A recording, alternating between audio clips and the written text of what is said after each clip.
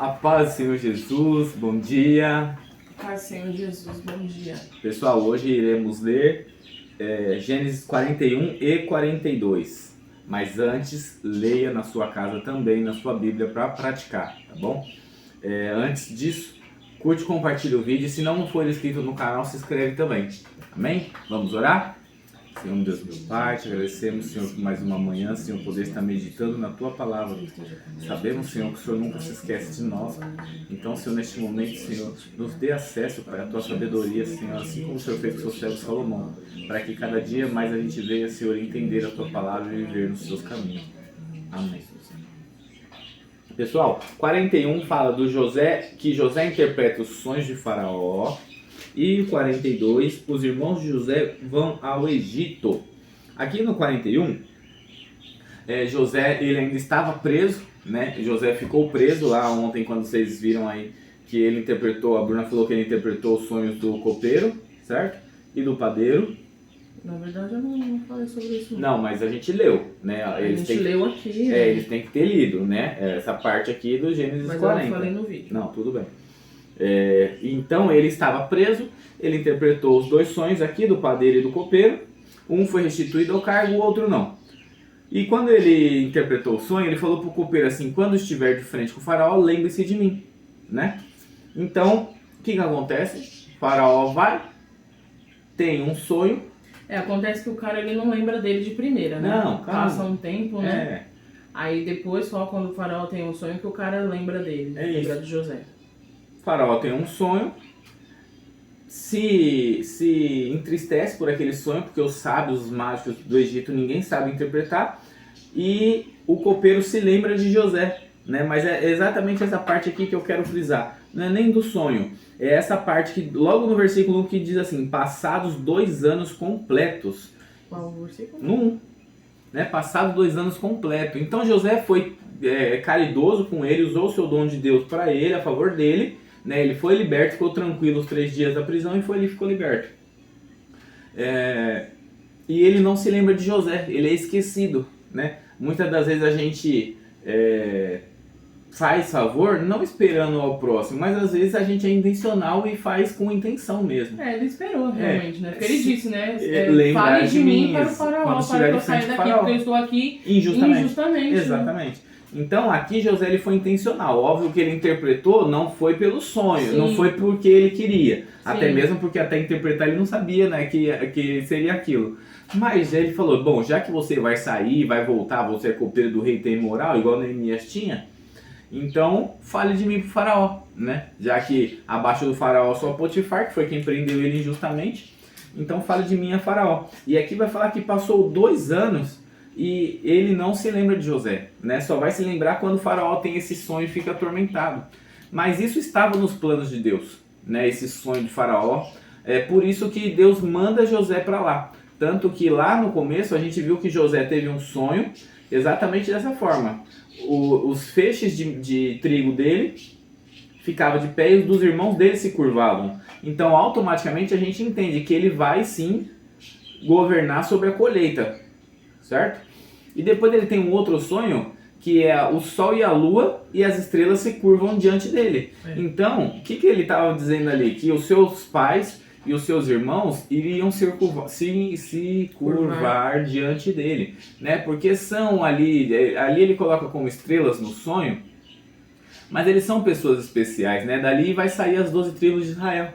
Então, ali ele é considerado como as estrelas, né? Jacó mesmo interpreta esse sonho para ele, fala: você está achando que nós vamos se curvar para você? Né? E aqui no 41 acontece isso, o copeiro se esqueceu dele mais 2 anos, então ele passou mais 2 anos administrando a prisão e não saiu, né? Mas tá aí a questão, às vezes você é esquecido pelo homem, mas você jamais será esquecido por Deus, né? Assim como o salmista Asaf, ele fala que será que Deus se esqueceu de ser bondoso? Se Deus se esquecesse de ser bondoso, estaríamos perdidos, né? Asaf vai falar isso lá no Salmo 77, por aí. Então, acho que a lição de hoje aqui é exatamente essa, do 41.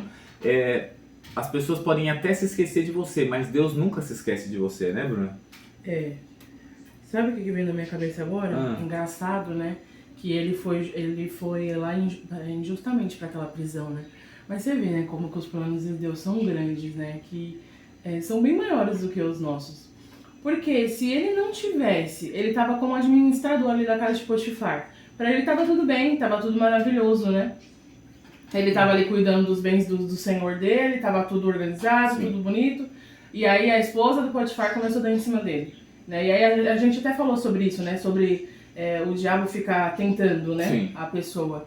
Mas você vê, se não fosse isso, se não fosse a vontade de Deus isso, os planos de Deus isso acontecer, ele não tinha sido levado para a prisão, né? Injustamente. E aí ele não teria revelado o sonho dos caras. Não teria conhecido o copeiro. Não teria conhecido o copeiro, não teria conhecido o faraó.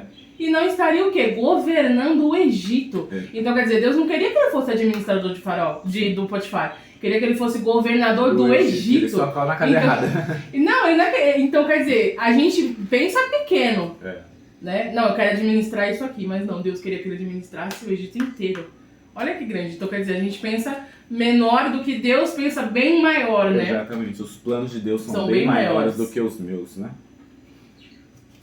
E lá no 42, Bruno, no 42 vai falar lá dos irmãos de José, né?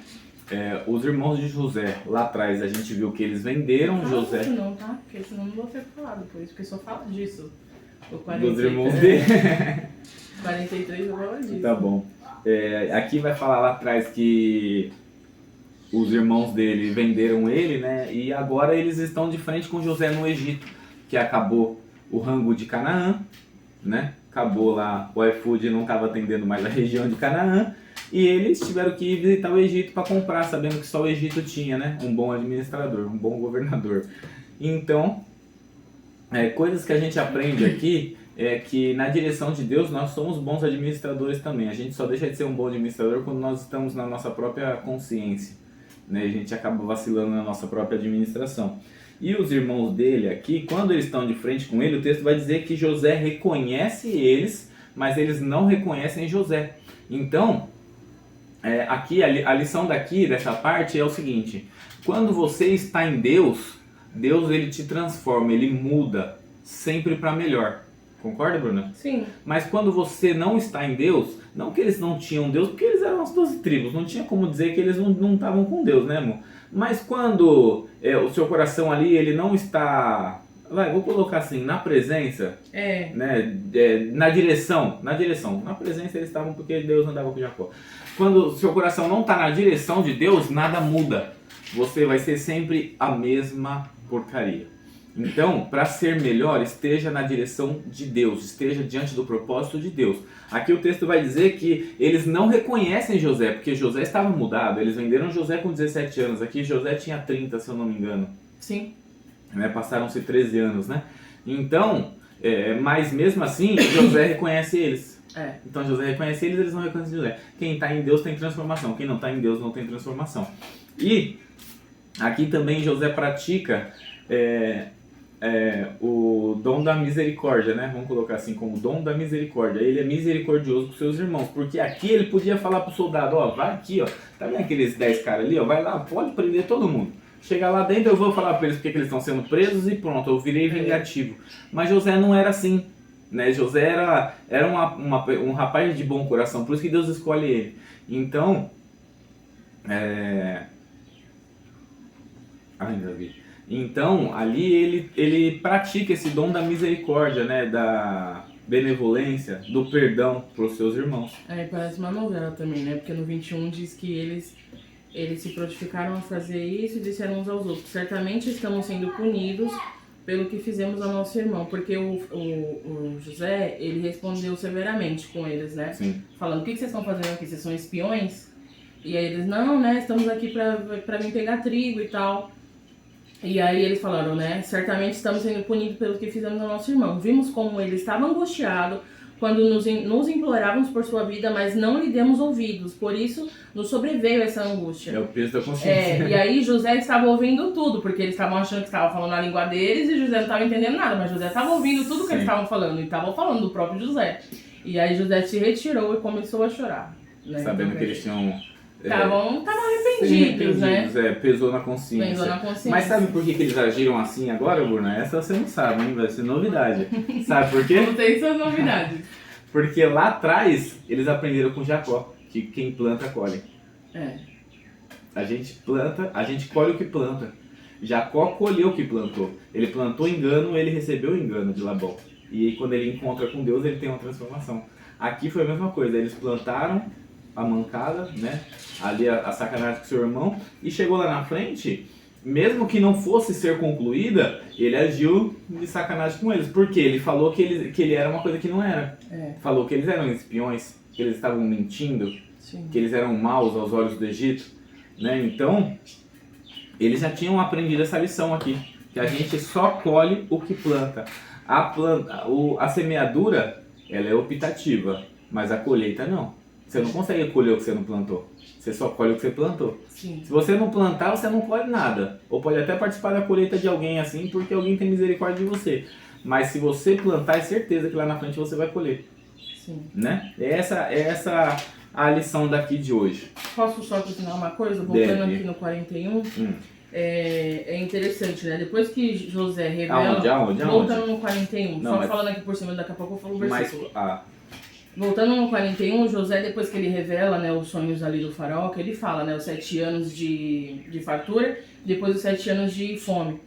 E aí ele pega e fala pro faraó, né, você precisa, no 33, procure alguém agora, um homem criterioso e sábio, que ponha no comando da terra do Egito. O faraó deve também estabelecer supervisores para recolher 1/5 da colheita do Egito durante os 7 anos de fartura.